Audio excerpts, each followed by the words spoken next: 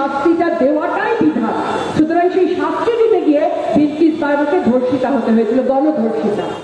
একটা লুম্পেন রাজ, যে লুম্পেন রাজ যদি চলে তাহলে পশ্চিমবঙ্গ কিছুতেই এগুলো দূরের কথা।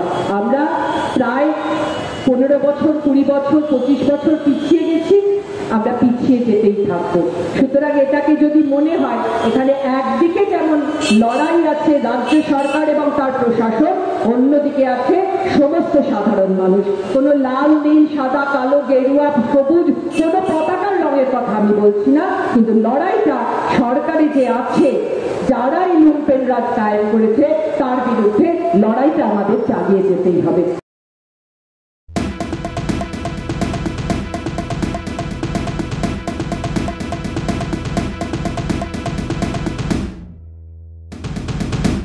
আমরা যারা দীর্ঘদিন কর্মক্ষেত্রে আছি, আমরা অনেকেই অনুভব করি যে আমাদের সঙ্গে যে ব্যবহারটা হচ্ছে সেটা সমানভাবে একটা ছেলের প্রতি যে ব্যবহার, একটা মেয়ের প্রতি যে ব্যবহার একই রকম নয়।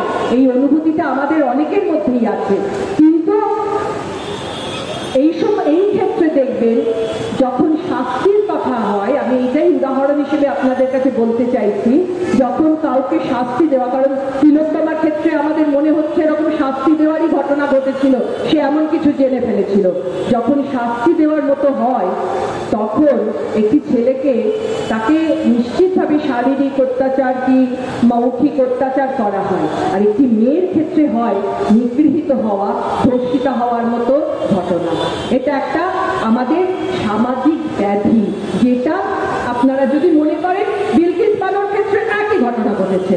যখন বিলকিস বানো এবং তার আশেপাশে সকলের ওই মেয়েদের যে ধর্ষণের ঘটনা ঘটছিল, একইভাবে তার সেখানে যে দুষ্কৃতী যারা গিয়ে করেছিল তাদের মাথায় ছিল ওদের শাস্তি দিতে হবে, কারণ ওরা এমন একটা সম্প্রদায় যেখানে শাস্তিটা দেওয়াটাই বিধান। সুতরাং সেই শাস্তি দিতে গিয়ে বিলকিস বানোকে ধর্ষিতা হতে হয়েছিল, গণধর্ষিতা। তারপরে শুধু তাই নয়, তার যে যারা করেছিল তাদের ছেড়েও দেওয়া হলো, আবার নতুন করে তো রায় দিয়েছে হাইকোর্ট, দেখা যাক, মানে হায়ার কোর্ট যে রায় দিয়েছে দেখা যাক সেটা কি হয়।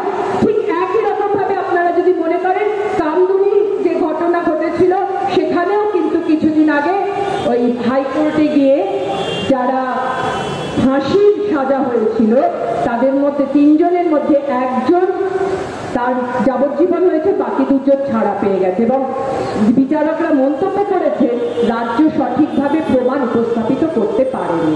সুতরাং আমার যেটা বলার সেটা হচ্ছে নিশ্চিতভাবে আমাদের অবশ্যই সমাজ পরিবর্তনের দরকার আছে। আমাদের প্রত্যেকের ভাবার প্রয়োজন যে আমরা নিজেদেরই অজান্তে একটি মেয়েকে এগিয়ে যাওয়া থেকে আটকাতে চাইছি কিনা বা আটকে দিচ্ছি কিনা, এটাও যেমন দরকার, তেমনি আবার আর একটা রাজনৈতিক দিক আছে যেটা ভুলে গেলে হবে না। সেটা হচ্ছে একটা লুম্পেন রাজ, যে লুম্পেন রাজ যদি চলে তাহলে পশ্চিমবঙ্গ কিছুতেই এগুলো দূরের কথা। আমরা প্রায় 15 বছর, 20 বছর, 25 বছর পিছিয়ে গেছি, আমরা পিছিয়ে যেতেই থাকবো।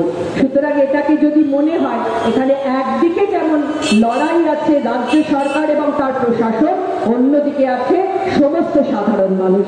কোনো লাল, নীল, সাদা, কালো, গেরুয়া, সবুজ কোনো পতাকার রঙের কথা আমি বলছি না, কিন্তু লড়াইটা সরকারে যে আছে, যারা এই লুম্পেন রাজ কায়েম করেছে তার বিরুদ্ধে লড়াইটা আমাদের চালিয়ে যেতেই হবে। ধন্যবাদ।